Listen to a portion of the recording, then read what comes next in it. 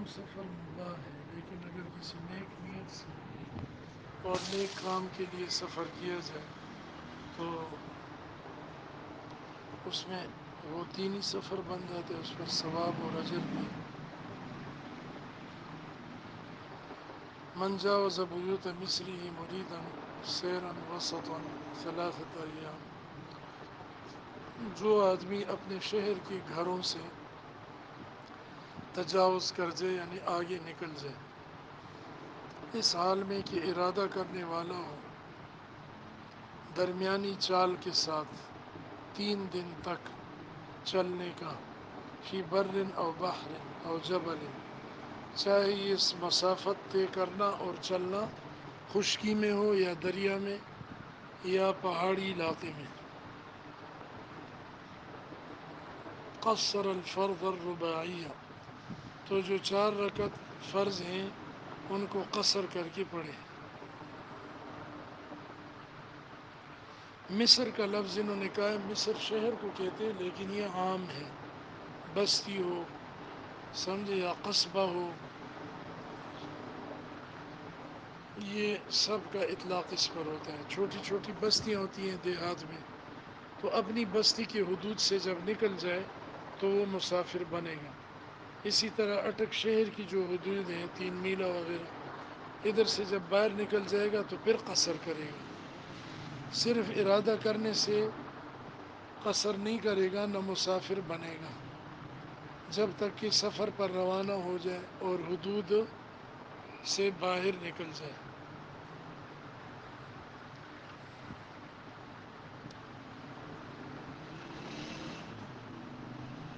اگر railway station, ہوائی اڈہ یا بس اڈہ شہر کی حدود میں ہے جہاں وہ رہتا ہے تو پھر وہاں پہنچ کر بھی قصر کرے گا، لیکن اگر وہ اس کی حدود سے باہر ہے شہر کے تو پھر وہ شہر سے نکلتے ہی وہ اڈے میں پہنچ جائے یا اسٹیشن پر تو وہاں وہ قصر کرے گا۔ قصر ہمارے نزدیک واجب ہے، اور امام شافعی رحمہ اللہ کے نزدیک واجب نہیں ہے، وہ کہتے ہیں کہ اگر پوری پڑھے تو افضل ہے۔ ہمارے نزدیک 2 پڑھنا ضروری ہے، اللہ کی دی ہوئی رخصت کو ٹھکرانا یہ مناسب نہیں ہے۔ اور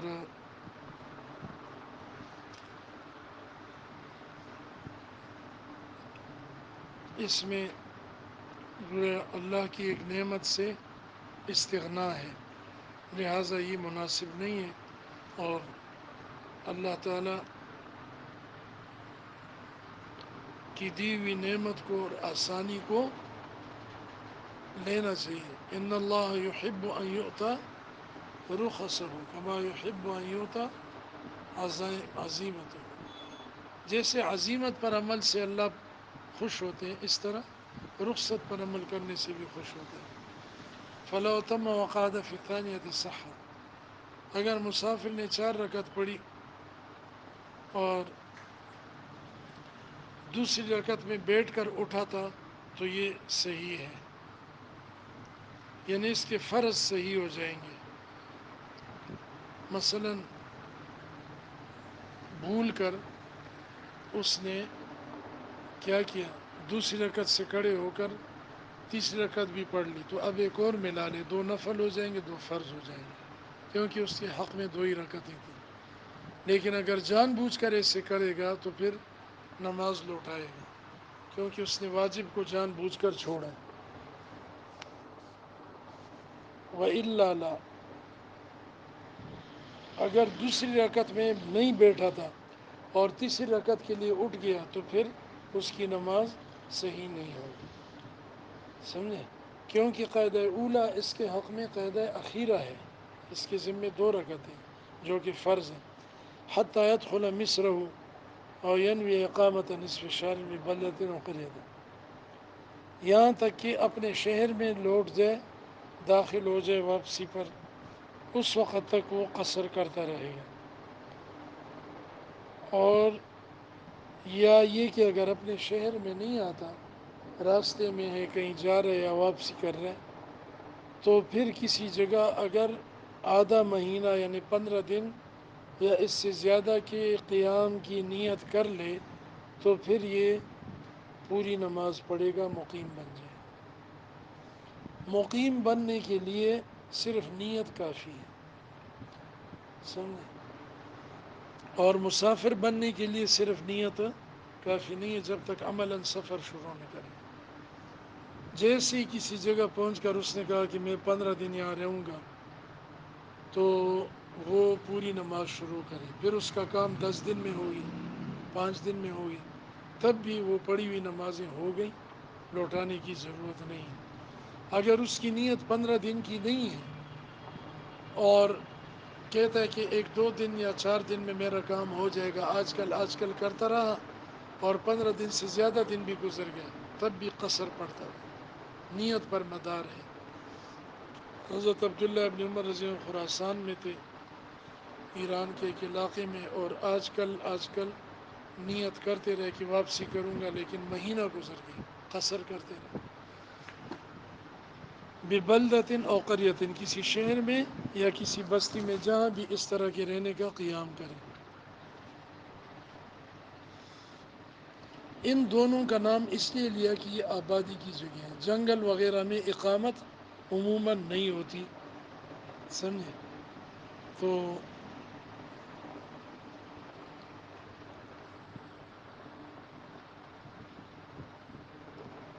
وہاں اقامت کا کوئی موقع نہیں ہوتا۔ امام شافعی اور امام مالک رحمہ اللہ کے نزدیک مقیم بننے کے لیے 4 دن کافی ہیں۔ وہ کہتے ہیں کہ حدیث من اقام اربعا صلی اربعا، آپ نے فرمایا کہ جو 4 دن تک اقامت کرے وہ 4 رکعت پڑھے۔ اور ہماری دلیل ابن عباس اور ابن عمر رضی اللہ عنہ کی روایت ہے کہ اذا قدمت بلدة وانت مسافر، جب تم کسی شہر میں پہنچو اور اس حال میں کہ تم مسافر ہو، وفی نفسک ان تقیم بها 15 یوما ولیلہ، اور تمہارے دل میں یہ نیت ہو کہ تم اس جگہ میں 15 دن رات رہو گے، تو فأکمل صلاتک، نماز پوری پڑھو۔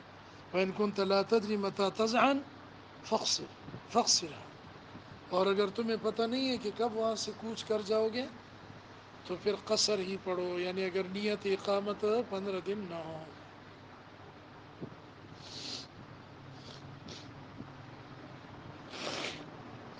لا بھی مکہ تھا، نہ کہ مکہ میں، یعنی مکہ میں اقامت کی نیت بھی اگر کرے تو پوری نماز نہ پڑھے۔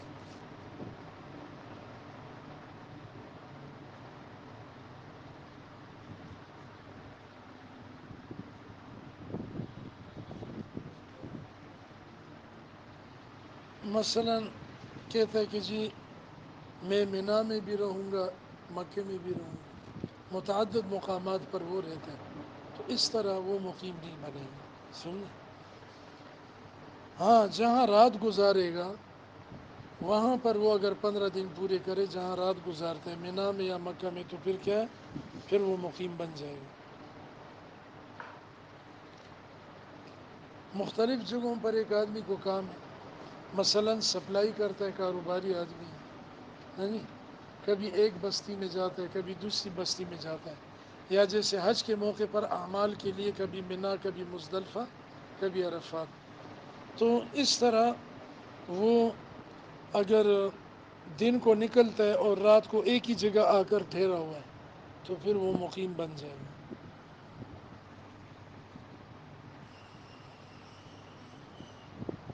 رات کے قیام کا اعتبار ہے۔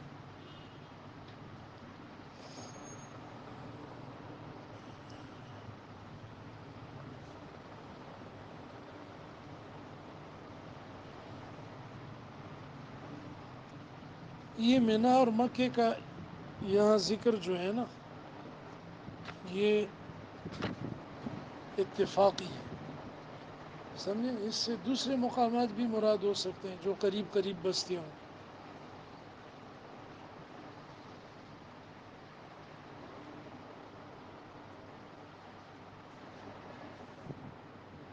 تو اقامت کے لیے ایک شرط تو یہ کہ سفر کو چھوڑ دیں، وہیں پر ٹھہر جائیں۔ دوسرا یہ کہ مدت ہے 15 دن کی نیت ہو.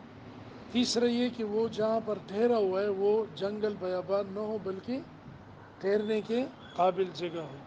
اور چوتھا یہ کہ مکان متحد و متفرق مقامات پر اقامت کی نیت کرنے سے مقیم نہیں بنے گا. اور پانچواں یہ کہ اس کی نیت مستقل ہو. مستقل نیت کا مطلب کیا ہے کہ وہ خود اپنے ارادے اور سفر یا اقامت میں مختار ہو، اختیار رکھتا ہو، کسی کے ماتحت نہ ہو. غلام اگر نیت کرے اور آقا ساتھ ہے تو غلام کی نیت کا اعتبار نہیں. سپاہی اگر ہے اور افسر بھی ساتھ ہے تو سپاہی کی نیت کا اعتبار نہیں. بیوی نیت کرتی ہے شوہر بھی ساتھ ہے تو بیوی ماتحت ہے، اس کا اعتبار اس طرح. یہ 5 شرائط ہیں ایک مقیم صحیح بننے کے لیے.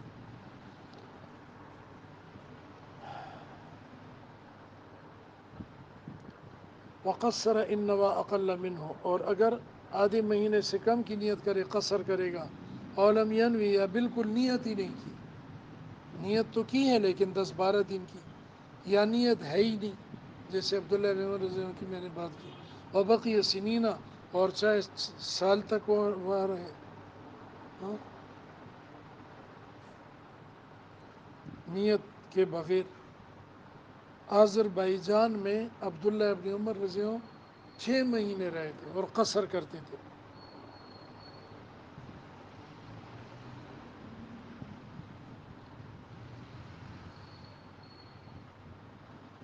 حضرت امام احمد ابن حنبل رحمہ اللہ کہتے ہیں کہ اگر وہ نیت کرے کسی جگہ ٹھہرنے کی اتنی مدت تک جس میں وہ 20 نمازیں پڑھ سکے تو وہ مقیم ہوگا، اور اگر 20 نمازوں سے کم ہو تو پھر مقیم نہیں ہوگا. ادھر بھی باہر وہ تو ابھی کھلے نہیں ہوں گے. کیا وقت ہو گیا؟ چابیاں بھی نہیں ہیں. بس یہ بعض لوگ صرف واش روم استعمال کرنے آتے ہیں. او نوا عسکر ذالک بارض الحرب، یا نیت کریں آدھے مہینے کی مسلمانوں کا لشکر، سمجھے، لڑائی کی زمین میں، یعنی جہاں پر دشمن کی زمین ہے، دشمن کا علاقہ ہے.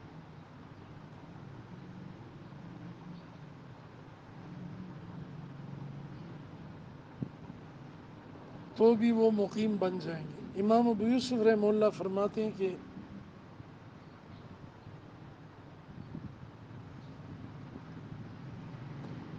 اگر مسلمان وہاں غلبہ پالیں ان کے املاک پر، سمجھے، اور ان سے لے لیں، جیسے خیبر وغیرہ کے واقعات ہیں، تو پھر ان کی اقامت کی نیت درست ہوگی.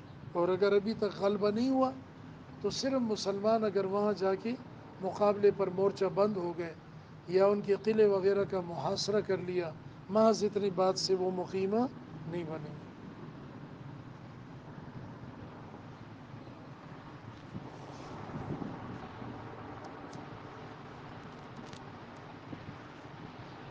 تو یہ او نوا کا مطلب کیا ہے؟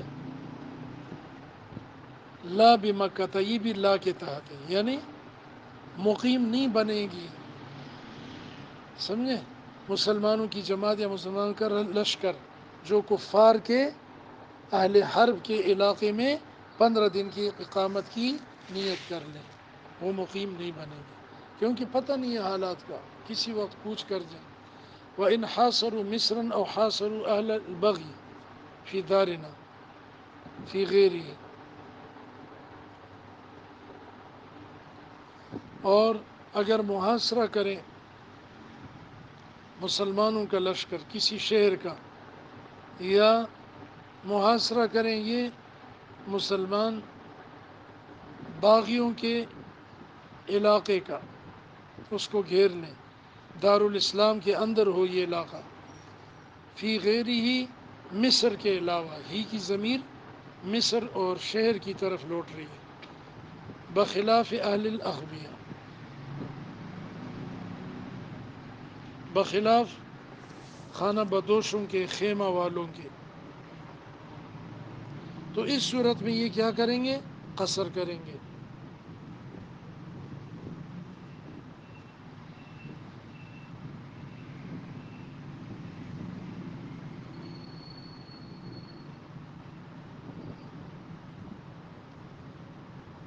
اس لیے کہ محاصرے کے دوران بھی اور باغیوں کے مقابلے کے دوران بھی چاہے وہ علاقہ دارالاسلام میں ہے، کوئی پتہ نہیں لگتا حالات کا، بخلاف یہ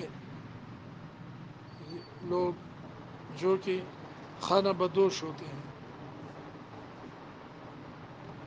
اخبیہ خبا کی جمع ہے، اون کے بنے ہوئے گھر، خیمہ سمجھ لیں کہ ان کی نیت اقامت جنگل میں بھی درست ہے، کیونکہ ان بیچاروں کا علاقہ وہی ہے، جنگلات اور پہاڑوں اور بیابانوں میں وہ رہتے ہیں۔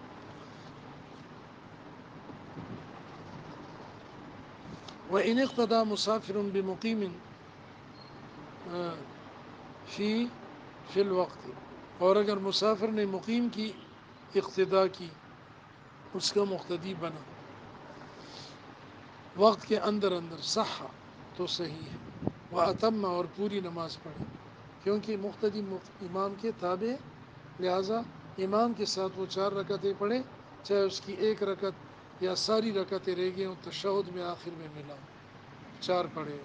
وَبَعْدَهُ لا، لیکن اگر وقت نکل گیا اب وہ پوری نہیں پڑے گا۔ وقت نکلنے کے بعد ایسی کوئی صورت بن گئی کہ کوئی قضا نماز پڑھ رہے تھے باجماعت، اور یہ بھی ان کے ساتھ شریک ہو گیا کہ مجھ سے بھی قضا ہوئی ہے، لیکن اس کی قضا کب ہوئی ہے؟ اقامت دوران سفر، اور ان کی قضا دوران اقامت ہوئی ہے، تو جس وقت نماز قضا ہوتی ہے اس وقت کا اعتبار ہے، جب وہ قضا کو ادا کر رہے اس کا اعتبار نہیں۔ سفر کی چھوٹی ہوئی نماز گھر میں پڑھتا ہے آدھی پڑھے گا، گھر کی چھوٹی ہوئی سفر میں قضا کرتا ہے پوری پڑھے گا۔ وَبِعَكْسِهِ صح، لیکن اس کے برعکس صحیح ہے،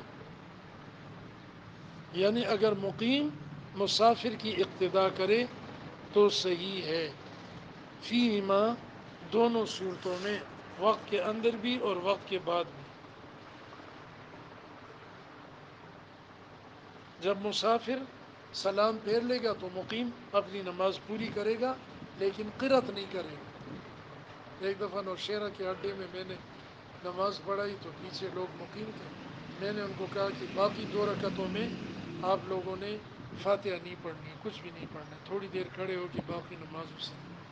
تو بعد میں مجھے ایک آدمی کہتا ہے میری 50 سال عمر ہو گئی، میں نے یہ مسئلہ زندگی میں پہلی دفعہ سنا۔ ہاں جی، مجھے پتہ ہی نہیں تھا، کیونکہ علماء بیان نہیں کرتے نا مسائل۔ اور امام اعلان کر دے کہ میں مسافر ہوں، آپ نماز پوری کریں، کیونکہ بعد میں بھی مقتدی ملتے ہیں۔ وَيَبْطُلُ الْوَطَنُ الْأَصْلِي بِمِثْلِهِ لَا السَّفَرِ، وطن اصلی اس کے مثل، یعنی وطن اصلی سے باطل ہوگا نہ کہ سفر سے۔ وطن اصلی کس کو کہتے ہیں؟ جہاں ہمیشہ آدمی رہتا ہے، پیدائشی وطن یا آبائی وطن، یا جہاں ہمیشہ آدمی نے رہنے کا ارادہ کر لیا، سمجھے؟ 3 وطن ہوتے ہیں، وطن اصلی، وطن اقامت اور وطن سکنا۔ وطن اصلی وہ ہے جہاں پوری زندگی رہنے کا ارادہ ہے، اور وطن اقامت وہ ہے جہاں عارضی طور پر 15 دن یا زیادہ ٹھہرا ہو، اور وطن سکنا وہ بھی عارضی قیام گاہ ہوتی ہے، جیسے یہاں ایئر فورس میں لوگ رہ رہے ہیں، ہاں جی، اور ادھر باقی فوجی کالونیاں بنی ہوئی ہیں، فوج موج کر رہی ہے فوج، جدھر یہ ہوتے ہیں ان کے لیے مکان بھی بنے ہوتے ہیں، کالونیاں ہیں، مراعات ہیں، پھول ہیں، بوٹیاں ہیں، عیش ہے، تو یہ وطن سکنا ہے۔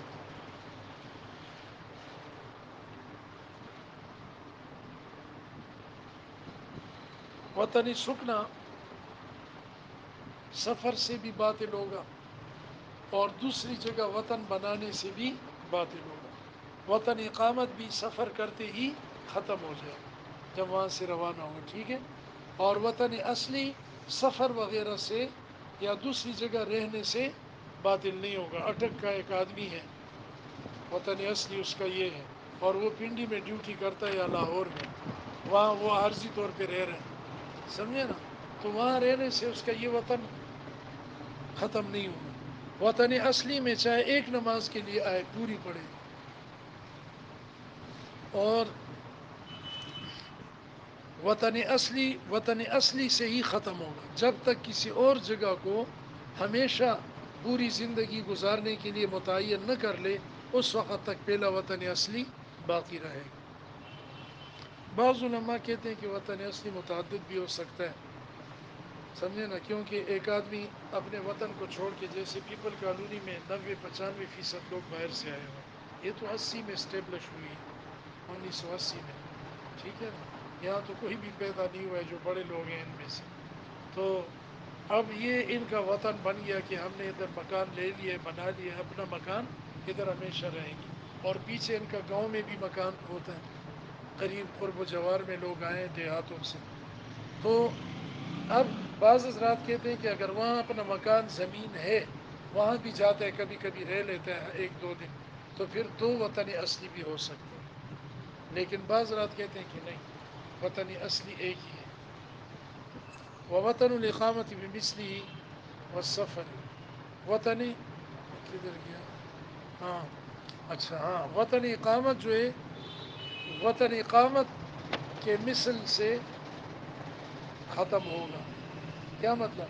ایک جگہ وطن اقامت تھا نا، یہاں اٹک، پھر ادھر سے وہ نکل گیا، اور آگے کہتے ہیں 15 دن جو ہے میں خیر آباد میں رہوں گا، تو اب یہ وطن اقامت ختم ہو جائے گا۔ بس سفر، اور اگر خیر آباد وغیرہ کو اس نے وطن اقامت ابھی نہیں بنایا، بس ادھر سے اس نے سفر آگے شروع کر دی، تب بھی یہ وطن اقامت ختم ہو جائے گا۔ والاصلی،